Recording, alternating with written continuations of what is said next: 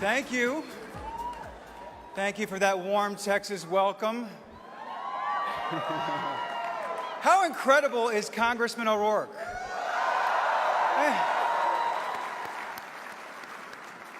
Not necessarily the person you want to speak after. A little pressure. But bear with me, I'll do my best.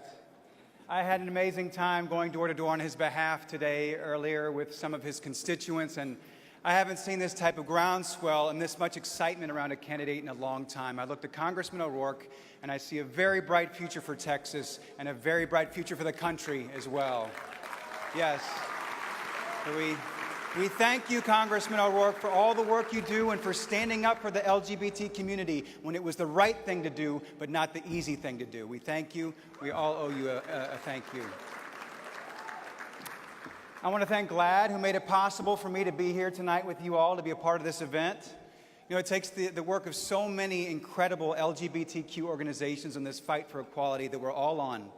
From the work that GLAAD is doing as a media force, to the Human Rights Campaign, the national beneficiary tonight on the advocacy and programming front.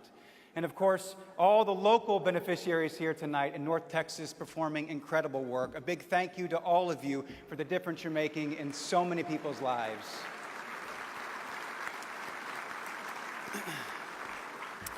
You know, having grown up in Texas myself, it's always a pleasure to have a reason to come and visit. And what better reason could there be than to get dressed up and help raise funds for black tie dinners, hardworking, inspiring beneficiaries. Plus, I got to meet a personal hero in Congressman O'Rourke, which I plan to brag about and dine out on for the next decade or so. So that was extra incentive.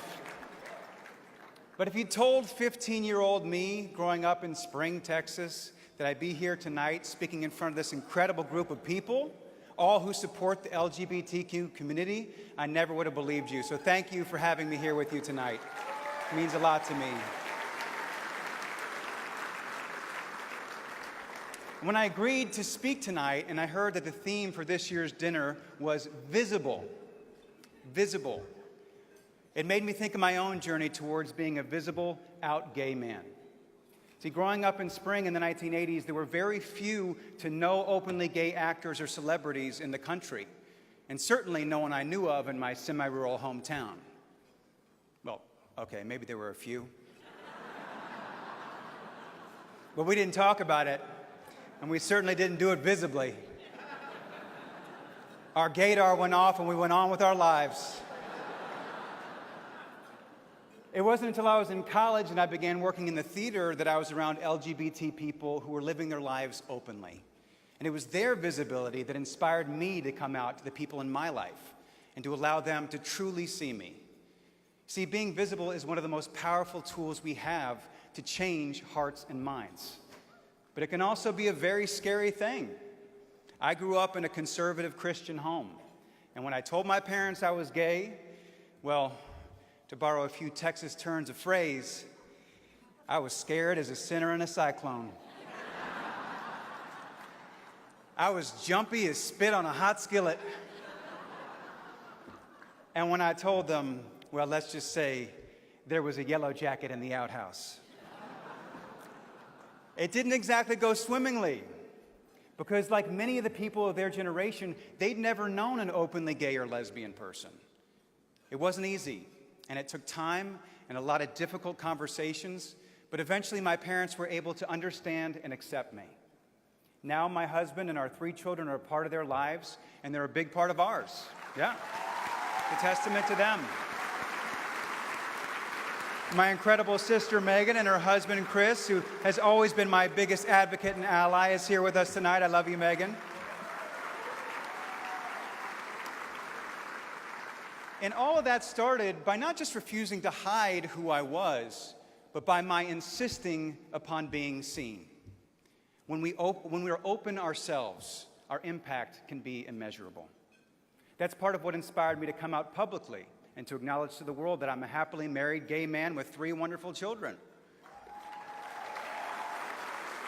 Because research suggests that young LGBTQ people actively search out role models they can relate to in order to make up for a lack of social support their straight and cisgender peers benefit from.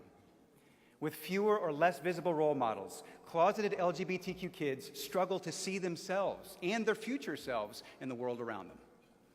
By being visible in our jobs, in our communities, and in our lives, we give visibility and hope to children all across the country. But being visible has an impact beyond our own community, because the more our fellow Americans see us, the harder it is for them to hate and discriminate against us. When they see openly gay, lesbian, pansexual, transgender, or gender nonconforming people acting on their favorite shows, singing their favorite songs, raising kids in the same neighborhoods, shopping at the same grocery stores, they realize how much we have in common instead of focusing on our differences. The more visible we are today, the more openly we live our lives now, the better chance we all have of a brighter, more peaceful, and more accepting tomorrow. Now, I know we have a diverse audience here tonight, and there are those who support different political parties, practice different faiths, and come from all kinds of backgrounds. But I also know that everyone in this room supports the rights of the LGBTQ community.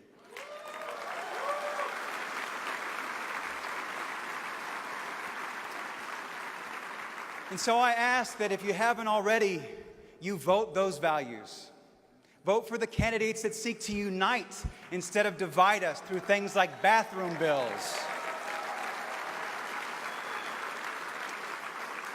Vote for those who practice true acceptance and love instead of those who use religion to justify discrimination.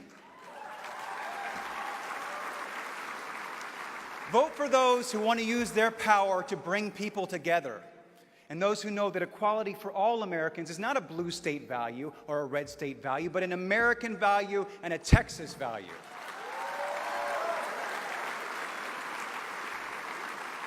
Vote, donate money, volunteer your time, whatever you can do to make our shared dream a reality, go do it. You have a voice, and you need to make it heard. Thank you for listening, and thank you for choosing to be visible here tonight. Thank you.